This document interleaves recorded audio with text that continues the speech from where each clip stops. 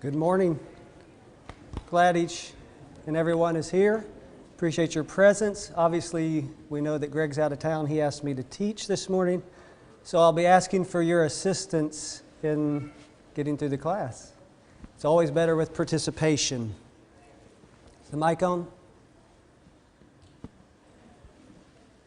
Okay, so we've been studying the Gospel of Luke, specifically in the 4th chapter. So if you want to turn your Bibles there, we'll be reading from the 4th chapter. Last week we studied about the baptism of Jesus and also the temptations of Jesus. Put ourselves in the context of where we are in general throughout the other Gospels so we understand the placement in the history of Jesus' life. Jesus has been to Jerusalem for the Passover for the first time. He has called his first disciples, Peter, Andrew, Philip, and Nathanael. They have followed after him in not a complete way yet, but they became his disciples by following him there. He spoke to Nicodemus at night and he performed miracles. So we see that miraculous power beginning. And then from Luke's account, we see he went out to the wilderness to seek out John, to be baptized, to fulfill all righteousness, and then to be tempted. And in verse 14 of chapter 4, we see that he is returning to Galilee. So he went down for the feast, and now he's going back to his hometown, to the region of Galilee, where Nazareth is, and other cities that he'll be preaching in. And that's the main part of his first phase of preaching, is in Galilee. He had preached some in the area of Judea and Jerusalem, but now we really start his preaching phase near where he lives.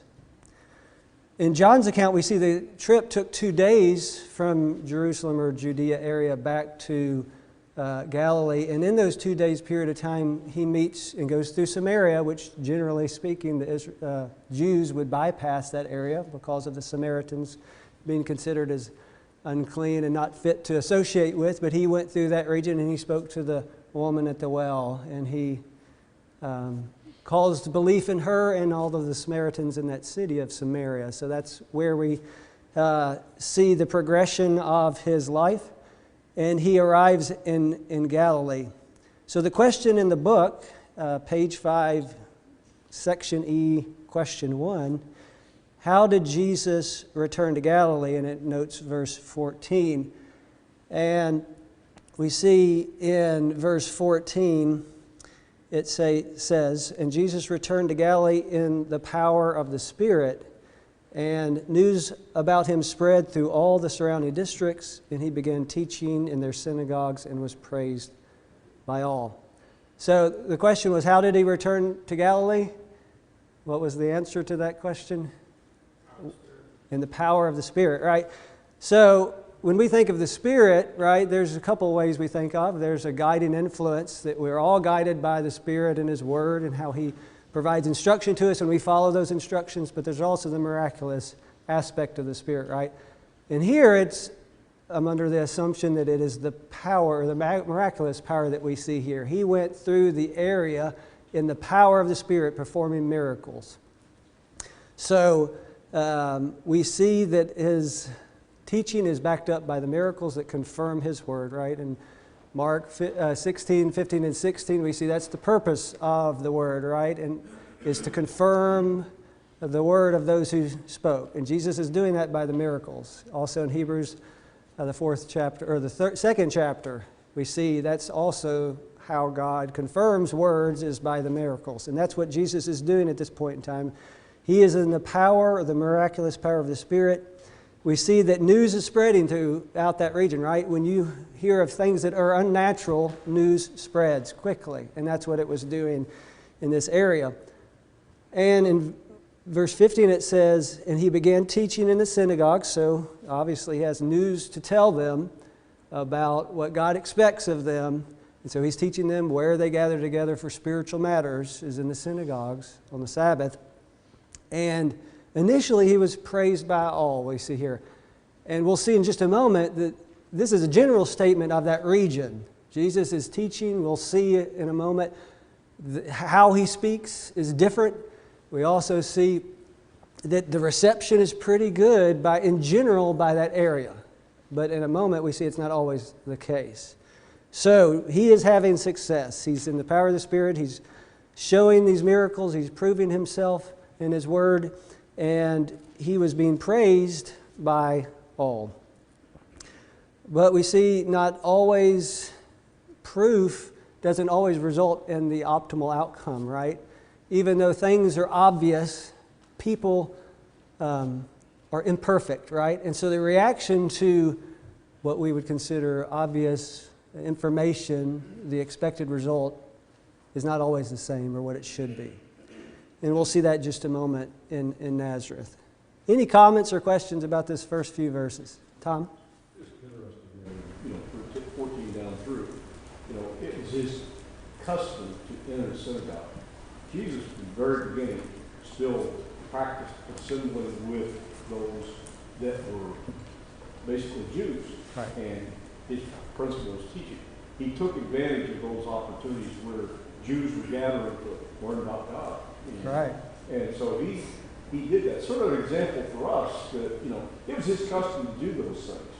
And a lot of times, sort of the modern religious world is getting away. Well, they don't want that formalized assembly type thing. That's too restrictive for them. Right. But here, they have these synagogues that set up, and places for study and to read the scriptures and things and discuss these things. Jesus took advantage of that at the very beginning of it, and that was his custom from quite a bit of time. Right. Well, God understands that we are easily distracted people, right? And so from the very beginning, at least from what we see the Jewish nation, he sets aside a time for them not to be distracted anymore and to focus on the spiritual things. Because we can easily be distracted by a lot of things that don't really matter. Maybe even good things, but we can be overcome by those things.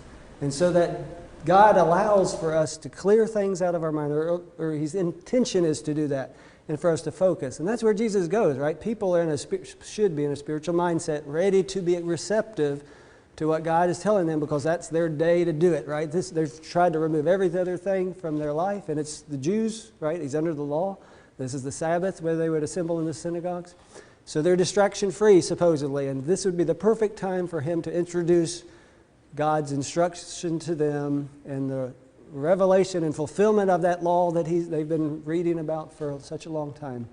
And we see Jesus, obviously this is where he's going to go, because this is where the attitude is most receptive, or it should be, for the people. And we see this example followed up by later on the apostles, right? Especially we see Paul in his journeys. Every time he goes and seeks out the synagogue, or the Jews at the synagogue, to teach them. He loves his brethren. He wants them to obey. And so that's where he goes first, for that place where it probably should be most likely to be received appropriately. It's not always the case. Did you have another comment? He stood up to read, and he turned to the place where it said. So, a lot of concept is modern man sort of goes back and thinks, well, most of these people were uneducated, illiterate. Here, Jesus from a poor family. Now, yes, he's the Son of God. Could he receive that miraculously? Evidently, he could have, but more indication that he was taught how to read, taught these things, and and that was sort of common of a lot of the people at that time. We see back, in a lot of different references that there. So this mindset that people of that day and age didn't know how to read or write or do things like that. Right. It's sort of that's sort of a myth. It is a myth, and it was not as prevalent, obviously, as it is today, because we have the ability and the time set aside that we can train children. The expectation is children to be trained in that way. But even back then, we see they are reading, especially ones that are going to be focused on this part of service, right?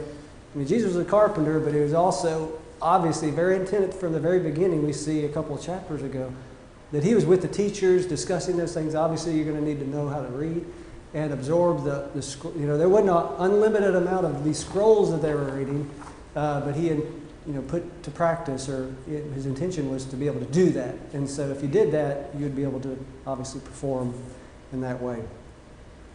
Anything else before we move on? Next few verses. Okay, sorry, I've skipped around a lot. I actually put my hand down, and I don't know how far I went ahead, but We're going to read the next few verses, then we're going to specifically talk about when Jesus read just a moment ago. So, verse 16, and he came to Nazareth, where he had been brought up, and as was his custom, he entered the synagogue on the Sabbath, and he stood up to read.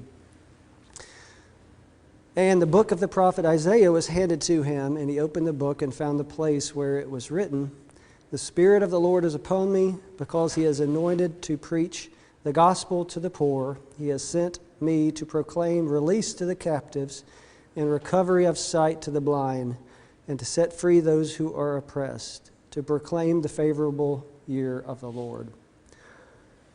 So we see Jesus entering the synagogue, as we noted just a moment ago, would be an appropriate place to go to start talking about spiritual matters. And it was a custom at that time. Synagogues, we don't hear anything back in the Old Testament about synagogues. Those developed during the time of the period of silence where the Jews were in captivity, and so they didn't have the abilities to go back to Jerusalem. They were all over the place, so they assembled themselves together on the Sabbath. And obviously they had scrolls to read from the Old Testament, those scriptures they had as to read and study from. And it just so happened that Jesus went in, and as was their custom, there was an attendant that would go and manage the scrolls, and the attendant gave him a scroll to read, and he read from the book of Isaiah. Isaiah I know there was a sermon that I've heard and taught that was called The Gospel According to Isaiah, right? Because Isaiah is one of those prophets that clearly talk about the coming of the Lord in many ways. And so there's ample opportunity here for Jesus to announce who he is or what's the expectation of what he's about to do from this book. It's amazing that this is the book that was handed to him to read from. So he found some scriptures very quickly that he could make application to. So we've read through the verses. There's a lot here that Isaiah talks through, and the question was, when Jesus visited the synagogue in Nazareth, he read from Isaiah 61, verses 1 and 2. How does this passage in Isaiah apply to the work of Christ? There's a bunch here. Does anybody have any comments on how some of these verses apply to Christ?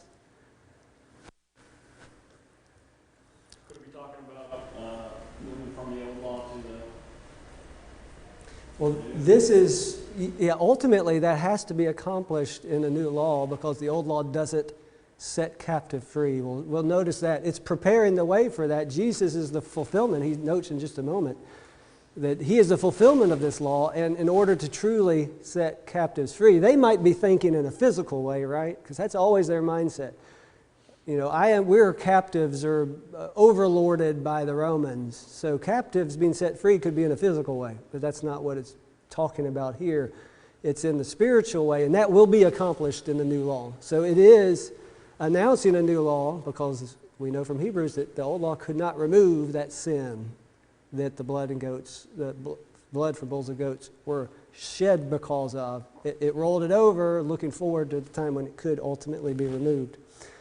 Tom, did you have a comment?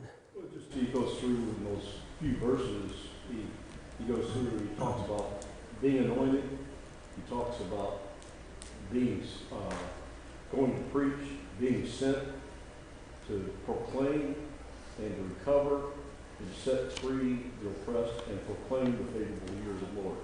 Those are all action type things that he did. Right. We can look at the anointed first and say, where does that go back to?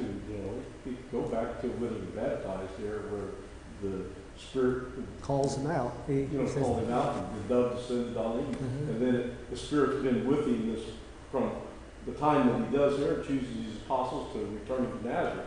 So he's starting to make an application to this, and he's going through, and through his ministry, he'll start showing each one of these points. Right, absolutely. And so at the very beginning, we noted power, the Spirit of the Lord is upon me. We see that, right? It's proven in Galilee, right? All the people were amazed and praising him because of those works and because of his teaching. It was evident. So the Spirit of the Lord was upon him. The Spirit of the Lord is on other people too, like Elijah and other people in the past, prophets and people of God. But this is going to be a different scenario, right? the prophets didn't really do all of these things that we're about to come in contact with. So there's an anointing, right? What was the anointing in the Old Testament? What was it done for, and who was it done to, generally? You remember? Priests and kings would be anointed. Priests and kings, right? That's what we see. David being anointed, Solomon, other people being. It's a consecration, right? You're set aside for this office, and so were the priests, anointed with oil that dripped down their heads. So you're set aside for this specific office you're going to be working in, and it's very important, right? Jesus was anointed. He is the Messiah, the anointed one. And he was appointed for this specific purpose, is to come and to do these things and to ultimately lead to freedom for captives. So I'm reading from New American Standard. I didn't put it up there, but that's the version I'm reading from. That's all the verses on the board as well.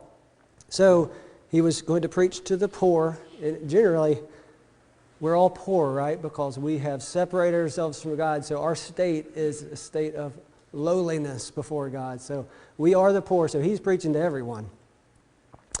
And he was sent to proclaim release to the captives, right? We see later on in these verses that he's going to tell these demons not to announce who he is. And I think the people aren't ready to really to know who he is and to set him up as their king, because they've got a different mindset of what the king should look like.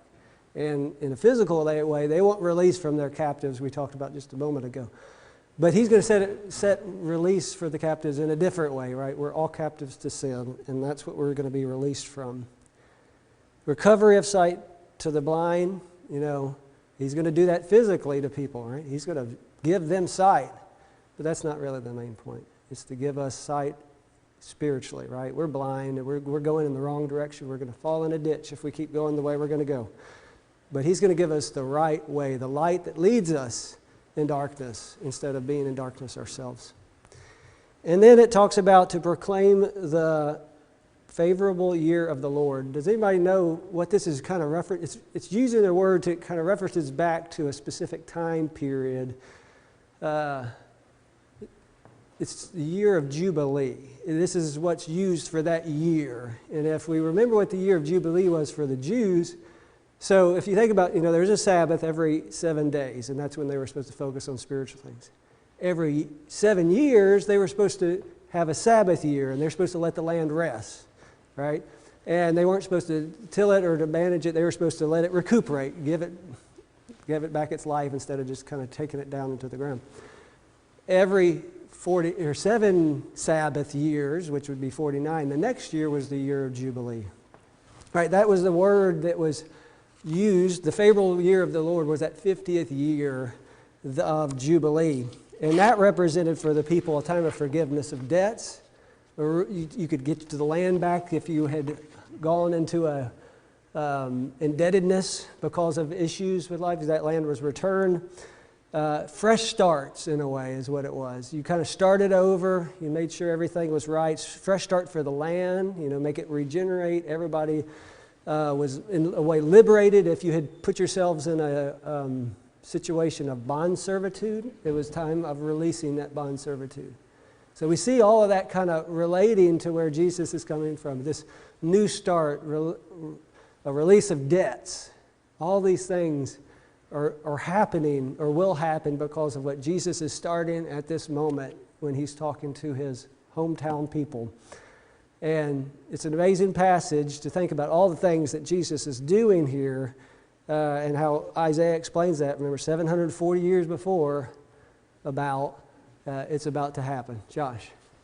James, I was thinking as we were going through this, remember in Acts chapter 8 when Philip and the eunuch was reading from Isaiah, and he asked Philip, he said, is he talking about himself or some other man? And he went on to preach Jesus to him. But in this case, Jesus was reading the passage and talking about himself. Right. And not jumping ahead, but then they totally rejected it. Right. Yeah, so that's an interesting thought because he was reading something that the author is God, but Isaiah wrote, but when he read this, he is going to talk about himself. Let's just go ahead and read that, obviously, right? And in verse 20, I don't think I have that written down here. Right. So in verse 20 it says, and he closed the book, gave it back to the attendant, the person who handled the scrolls. And he sat down, and all the eyes of the synagogue were fixed on him. And in verse 21 it says, "And he began to say to them, 'Today the scripture has been fulfilled in your hearing.'" So the time is now. This scripture is being fulfilled by me starting now. Right? That's a pretty bold statement, I think you would have to say, right? It's kind of Yes. it's kind of shocking statement, to the people. This is a man that was raised in this town. This is Joseph's son. Right. Who is he trying to proclaim all this upon himself? Right. That's That's what their reaction was, right? In the next verse, we kind of see some different aspects of their reception, and I think we can explain it appropriately. In verse 22 it says, "And they all were speaking well of him and wondering at the gracious words which were falling from his lips, and they were saying, 'Is this not Joseph's son?'" And in other versions it says, "Is it not Joseph's sons and the son of Mary, and he's got a brother," he names all the brothers. Just literally saying, this guy is just flesh and blood like you and I, right? I grew up with this kid. And now he's starting to say that. The thing about it is, remember, in Galilee, before he got here, it says that all of the people were amazed and praising him for what he was doing. And he came in the power of God. He was proving himself all throughout that region by the miracles that he performed, that he was who he said he was. That you could believe what he says, right? Because God wouldn't apply miraculous power to someone who's a liar. And so if Jesus is performing miracles, you can trust what he says, and he sits down and says, "This is me," then my reaction should be, okay, it's you. What should I do? That's kind of difficult, but let me take this in my mind and twist it around. But ultimately, and we'll see later on, just a few, I don't want to get ahead because I'm sure I won't make it there now. I prepared a lot more. When Jesus gets into a boat with Peter and he tells him to go drop the nets, and Peter says, "Lord, I've been fishing all night. We've been fishing all night. And there's nothing out here. Zip, nothing." He says, "But because you said it, I'll do it." And guess what happens? They fill all the vessels of fish and they can't hardly get back. He had doubts. He had concerns about what Jesus says, but ultimately Jesus said it. It's going to be right, and I'm going to do it.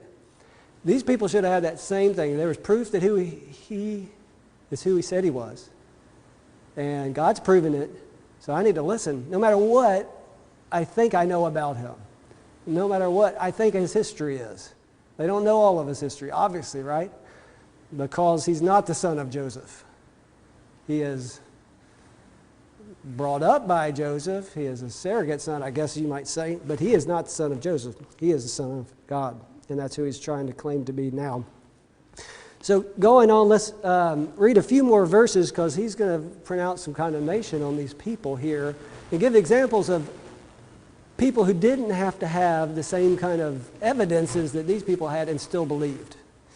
So if we go on, verse 23, "And he said to them, 'No doubt you will quote this proverb to me, Physician, heal yourselves.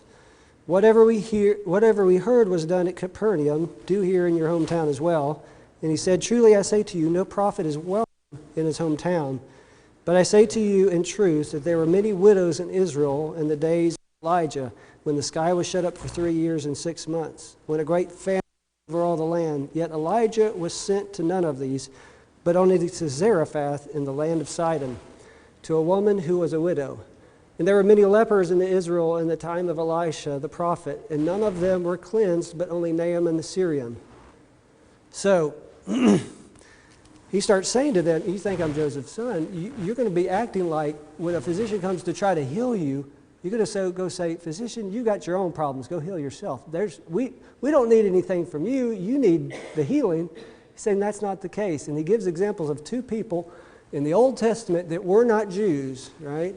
Naaman and the widow of Zarephath, who was from different countries. And he says, there are a lot of lepers in Israel, but did any of them go out and seek the prophet of God for help? No. They didn't believe that he could help them. He could be healed. So they didn't seek him out.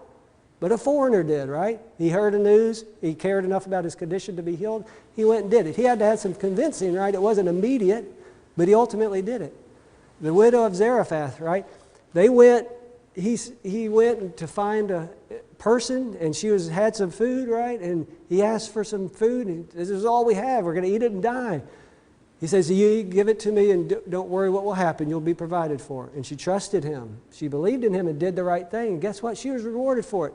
Nobody else in Israel would do that to the prophet. They wouldn't believe him or have faith in him or trust in God to follow the instructions. And they didn't receive any benefit. And the Nazarites, or the Nazarenes, people from Nazareth, his hometown, were going to be in the same condition. They have this great benefit, the benefit of healing right there before them, and they're going to reject it. They're going to say, we don't need, you need to go figure out your own problem, right? We don't need you. You need to go do your own thing because we've got it okay on our own. Clayton. Correct me if I'm wrong, but I know, later when he declares himself the Son of God, people yell, blasphemy, blasphemy. And that's kind of understandable. I mean, if anyone around did that. But at this point, it seems like he's just declaring himself as a prophet. Right. You need to hear what I'm going to say, right, is what it is. And what I think is interesting is, so now they want to kill him just because he says he's a prophet. He hasn't done any blasphemous thing. He just says, hey, I'm here to teach you. Right. I'm upset about it. It is blasphemous. Even, you're right. He's not claiming to be the Son of God here. And we see later on when those demons announce who he is, the Son of the Most High God, he says, be quiet. It's not the time. People aren't ready for it.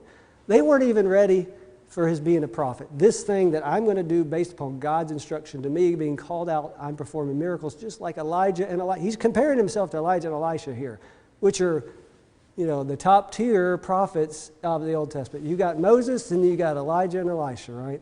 Those are the people of God in our history of Jews. And he's comparing himself to them, so very much true. He's not saying he's the Christ, even though he is, because this is only the things right here Christ can do.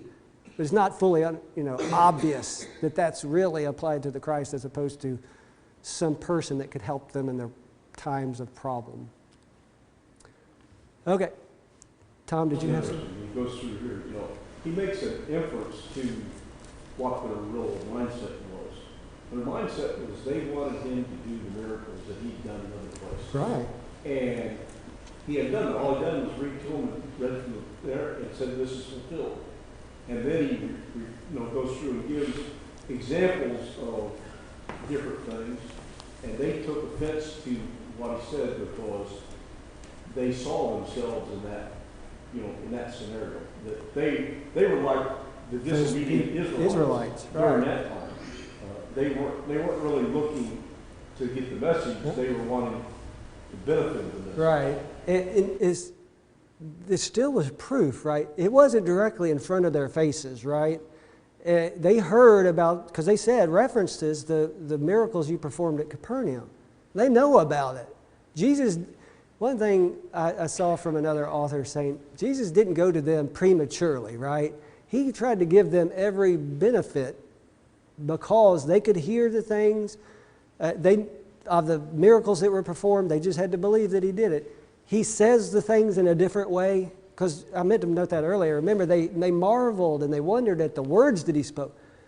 He spoke differently than the Pharisees and others, right? It was a different way that he taught, and that was what they marveled at.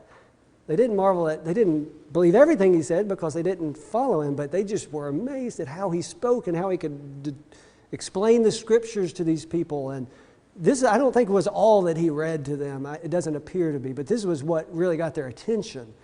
And so, yeah, they wanted something else. They wanted something more than they really needed to be obedient, right? And the same thing with other Jews. When they asked for signs later on, Jesus knew that the sign wasn't going to help them.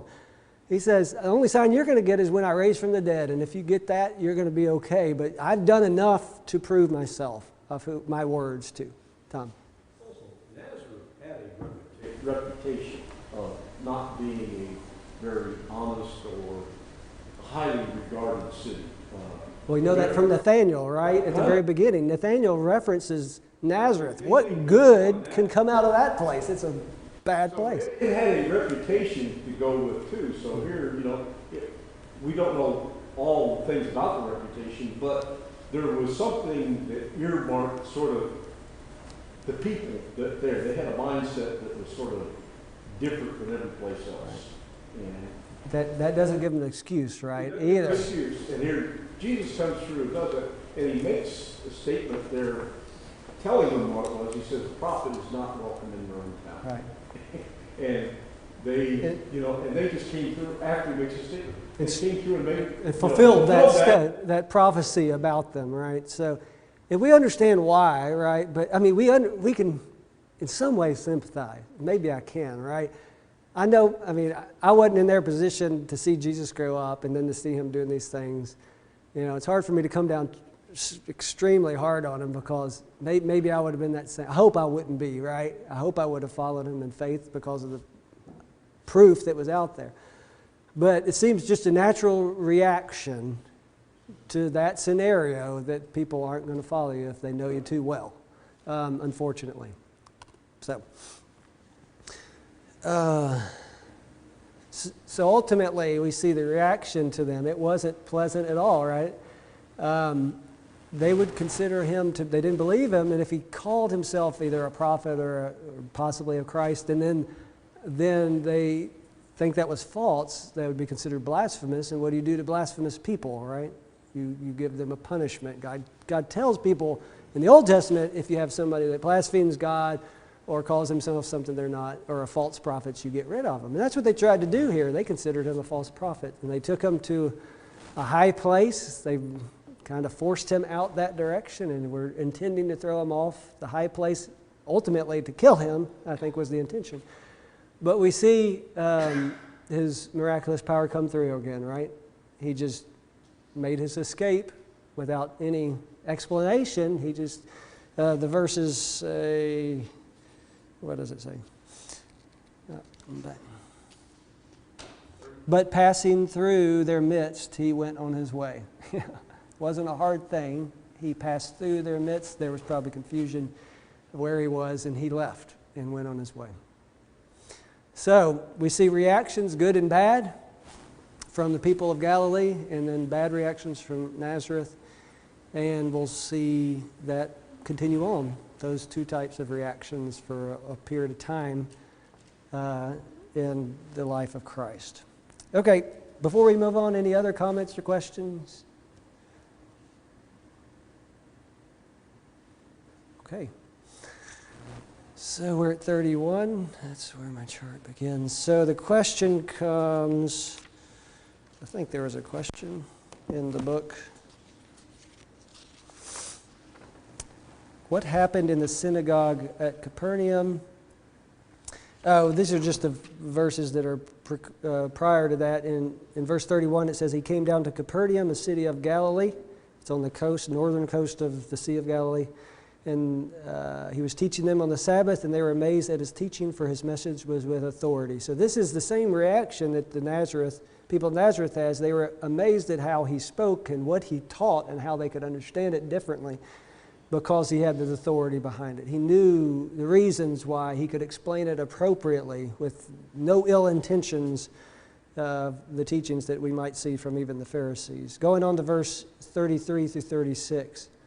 In the synagogue there was a man possessed by the spirit of an unclean demon, and he cried out with a loud voice, "Let us alone. What business do we have with each other, Jesus of Nazareth? Have you come to destroy us? I know who you are, the Holy One of God."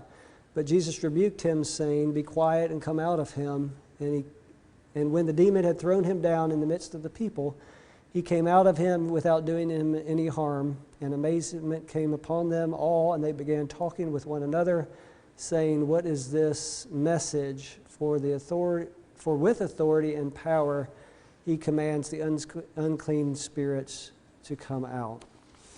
So we see his miracles continuing. First of all, we see him teaching, right? His first initial job is to go and to teach. Then when he sees an opportunity to help, so God is a God of compassion. And that's one thing I think we'll see over and over again going forward. When somebody is in very hard place in their life physically, he has compassion on them and helps them. And this is the case with the demon. Later on, we'll see some other people that have problems with health, and he has compassion upon them And it's specifically noted in that way, and it's in other Gospels, that he has compassion and he heals them, with the lepers and other people coming up. So this man has an unclean spirit. And one thing, so in Greek culture, demons could be good and bad. It's kind of odd. But here it notes, I think Luke's being specifically clear that demons are unclean, or this one. So any Greek reader would have any concern about this. This is an unclean demon, or one that has bad, right? Has evil intent. And so he cried out with a loud voice. So what are things that we can learn from this account? What are the things that we might gather? Tom? First, the demons know who Christ was. Right. They recognized him when the people couldn't. Right. You know. They were spiritual beings. He is a spirit, he's divine in that way, so there's obviously a way they could tell. And then two, that he had power over those. Yep. I think that's the most important Which, part. so it was two aspects there. They knew who he was, and he had power over them. And evidently they knew he had power over them. Right. They recognized his power immediately, even before he had to use it, right? They knew who he was, and because of that position, he has much greater power than any of them or even their master, right? And I think that's the one thing we get comfort about.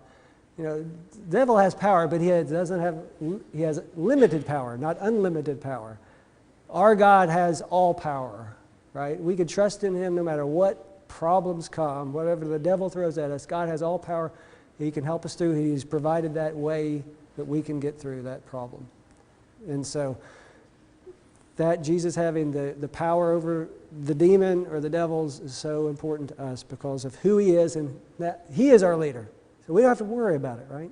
We can trust in him. Demons know about who he is, right? And we know that faith and confession doesn't help you, right? If you don't have obedience. This person knew about it, and he proclaimed him, right? And it didn't help, because he's still a demon, and he still did bad things. And that condemned him. Timothy. I think it's interesting, the comparison between verse 28 and verse 31. You got two synagogues they go down to, or that Jesus gets into, and one of them they're like, no way. They don't listen, they're filled with wrath, they're angry, and they drive him out. Yeah. And the other one's like, wow, this is insane. Right. I'm astonished. And they listen to him. Yeah. And it kind of like reminds me, it's like, you can get really, I guess, callous to what you're hearing. And you don't have to listen anymore because you've just heard the same things over and over. And when someone comes at it at a different perspective, you're filled with rage. Because Right. that's not what you've been taught for so long. Right. It doesn't fit. Yeah. Right. I think that's really kind of an idea of, we really have to be aware of that as Christians. We can get, so calloused and never seeing what we're actually doing because we've done it for so long. Yeah. It's a warning to us, right? We could have this preconceived notion that we have, and they had that preconceived notion. Jesus is just like the people of Nazareth, just like you and I. So what is he talking about that he is doing something special like this prophet? Maybe that preconceived notion is wrong. So we've got to be very aware that when God talks to us through his word, it's not going to talk to us through a miracle today or anything like that. But when God says something and it's not what I want to hear, then I don't say, well, that's just not right, because of what I've always been taught or what I think or what is ingrained in my mind and I harden my heart and I don't let it change. If God says it, I've got to change no matter what my history is. And we see Nazareth didn't do it, right? They didn't change. But the people of Capernaum did. So we've got one good, one bad example to do it. Good point, Timothy.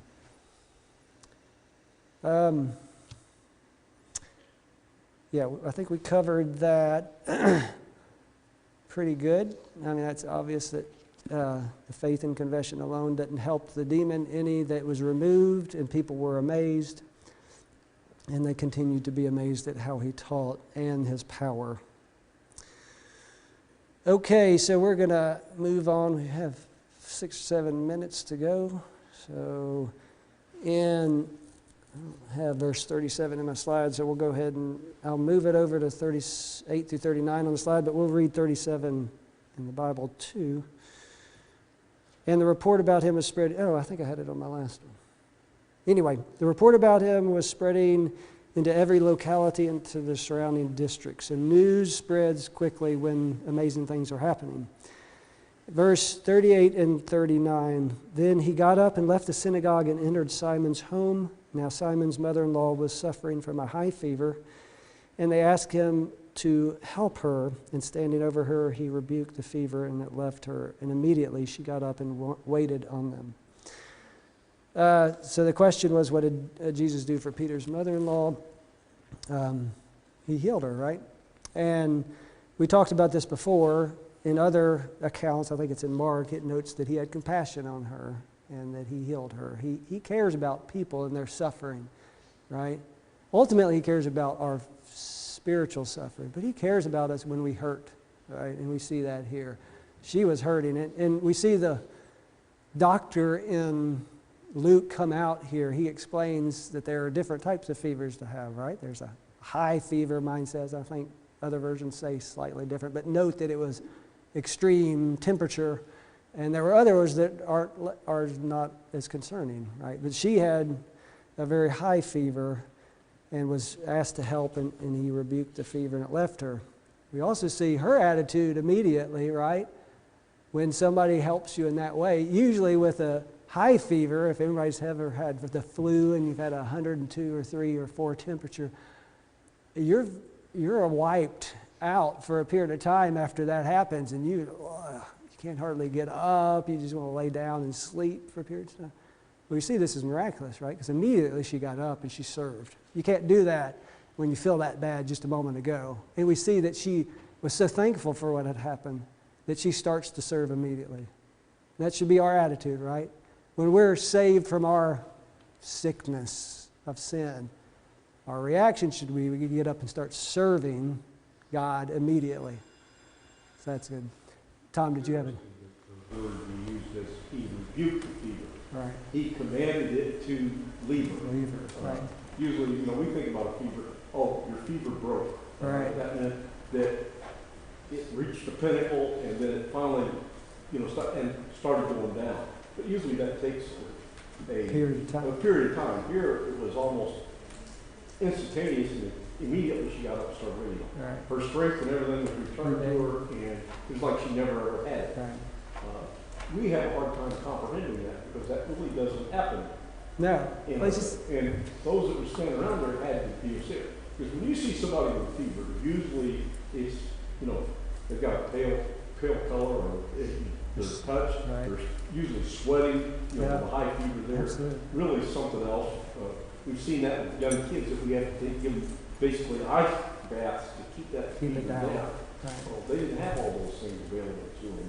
But Even if they did, it wouldn't be immediate, right? It wouldn't be immediate response. Even if they had Tylenol or whatever else that we have today, it still wouldn't do the same. Even that doesn't work instantaneous. Right. It has to get into your system and go through and play with it. You might start feeling better. It's not the same. And that's the difference between a miracle and recovery. Yeah. And that's the difference between every miracle we have recorded. I mean, we think about the healing of the lame man by Peter and John, right? Those legs had never been used. There was no muscle there. The tendons weren't there to appropriately move in the proper way. But when it was healed, it was immediate, and he could jump and run around and praise God, right? These things are obvious to the beholders that this is supernatural. It's a miracle, right? Not like today that we see some claim miracles happen in this way.